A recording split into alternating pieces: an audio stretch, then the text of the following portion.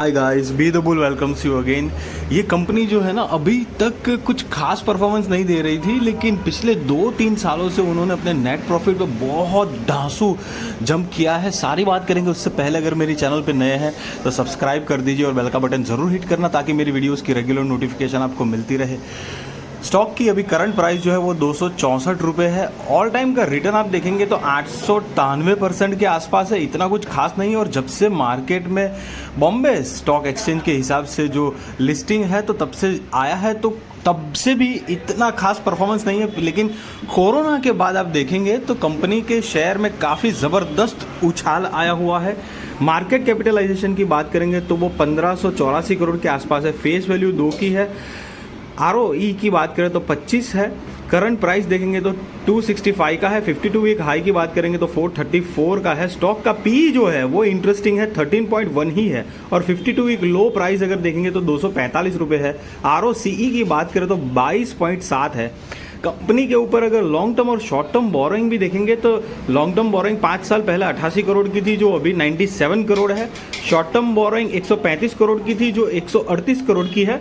मोटा मोटी बोरोइंग्स में बढ़ोतरी हुई है 5 साल में, लेकिन इतनी भी नहीं हुई है। मतलब स्मॉल कैप के हिसाब से तो ज़्यादा, मतलब एक तरीके से ज़्यादा कहलाएगी, बट स्टिल एक मेंटेन लेवल पे थोड़ा चल रहा है। अगर कंपनी का रिजर्व देखेंगे तो 5 साल पहले 87 करोड़ का था, जो अभी बढ़कर हो चुका है 204 करोड़ का। मतलब 2022 के हिसाब से तो कंपनी रिजर्व्स एंड सरप्लस भी बहुत अच्छा ग्रो कर रही है। टोटल असेट की बात करेंगे तो 5 साल पहले 690 करोड़ के आसपास रिजर्व था, जो अभी 770 करोड़ के आसपास है। मतलब 769 करोड़ के आसपास है। तो रिजर्व्स असेट बढ़ रही है।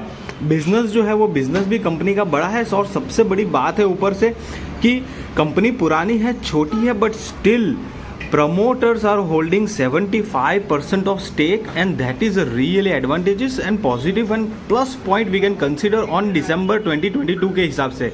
FIS की बात करें तो 1.1% है, मतलब नहीं के बराबर इंटरेस्टेड है। पब्लिक की बात करें तो 23.89% है। But point to be noted, पहले FIDIS कोई इंटरेस्टेड नहीं था, लेकिन स्लोली FIIs अब धीरे धीरे माल खरीद रहे हैं इस कंपनी के अंदर। सेल्स की बात करेंगे तो अभी ट्रेलिंग 12 मंथ्स का 1214 करोड़ का कंपनी ने टोटल सेल्स किया हुआ है, जो लास्ट ईयर की कंपैरिजन में 907 करोड़ का था। और इसके 1-2 साल पीछे जाएंगे तो 573 और 571 करोड़ का कंपनी के पास टोटल सेल्स था। वहीं पर नेट प्रॉफिट खास तौर पे गाइज नोट करने लायक है। कई बार ऐसा होता है क्योंकि कोरोना के बाद इतनी ज़बरदस्त मार्केट में रैली आई थी, तो अनशन कोई भी, मतलब जिस कंपनी में फंडामेंटली कुछ दम नहीं है वो स्टॉक भी बढ़े हैं। तो ये कंपनी का स्टॉक ने भी बहुत ताबड़तोड़ रैली ली है।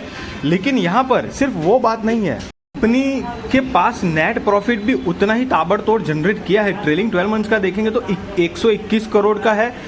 लास्ट ईयर देखेंगे तो 65 करोड़ का, और उससे 1 साल पीछे जाएंगे तो 23 करोड़ का है। उसके 1 साल पहले 13 करोड़ का है। तो तब से लेके आप देखेंगे तो 12-13 करोड़, उसके बाद 23 करोड़, 65 करोड़, और अभी 121 करोड़ की टोटल नेट प्रॉफिट है। क्योंकि उसके बाकी के ईयर्स अगर आप देखेंगे तो नेट प्रॉफिट तो कंपनी जनरेट कर रही है, लेकिन काफ़ी फ्लक्चुएशन है, मतलब अप एंड डाउन जैसी है। कभी अच्छा परफॉर्मेंस कर देती है, कभी मतलब नेट प्रॉफिट डाउन हो जाता है। इस तरह से सिचुएशन आती है। ऑल दो this is small company, but ये कंपनी के लिए एक बड़ा ब्रेक थ्रू बन सकता है। केमिकल सेक्टर को बिलोंग करती है, और केमिकल सेक्टर्स में आप इन जनरल भी देखेंगे, केमिकल IT सेक्टर ऐसे 2-4 सेक्टर ऐसे हैं जिसमें लाइक इन जनरल अगर कंपनी थोड़ी मोटी भी डिसेंट अच्छी परफॉर्मेंस दे रही है तो प्रॉफिट तो बन ही जाता है। मतलब हमारे इन्वेस्टमेंट जो है, हमारा इन्वेस्टमेंट का अच्छा खासा हमको रिटर्न मिल सकता है।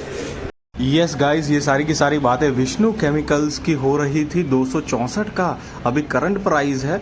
और आपने जो देखा, मतलब मैंने जो डेटा दिखाया आपको PNL का, जो 2 साल से कंपनी जिस तरह से नेट प्रॉफिट जनरेट कर रही है, तो ये वो रैली नहीं लग रही है कंपनी की जो एकदम जस्ट कोरोना के बाद अनशन कोई भी जो स्टॉक की प्राइसेस मूव हुई थी, तो वो यहाँ पर देखने को नहीं मिल रही। दिस इज़ समथिंग, कंपनी ने प्रॉफिट भी उतना ज़बरदस्त मेंटेन किया हुआ है। हाँ, ये एक बात ज़रूर है कि अब आगे और भी कंपनी को बढ़िया परफॉर्म करना पड़ेगा, बट डेफिनेटली स्टॉक के ऊपर फोकस रखना।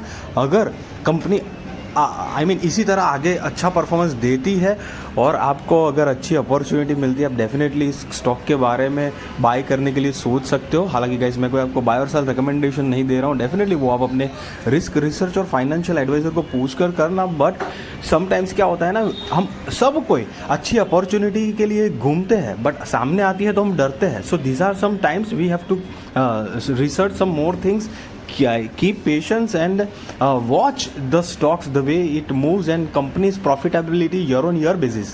आई होप गाइस कि ये मेरी वीडियो आपको इन्फॉर्मेटिव नॉलेजेबल लगी हो और अगर अच्छी लगी तो प्लीज़ लाइक ज़रूर करना और मेरे चैनल पे नए हैं तो सब्सक्राइब करके बेल का बटन ज़रूर हिट करना ताकि आपकी भी स्टॉक मार्केट की जर्नी और भी ज़्यादा कॉन्फिडेंट और सक्सेसफुल हो पाए। Thank you so much.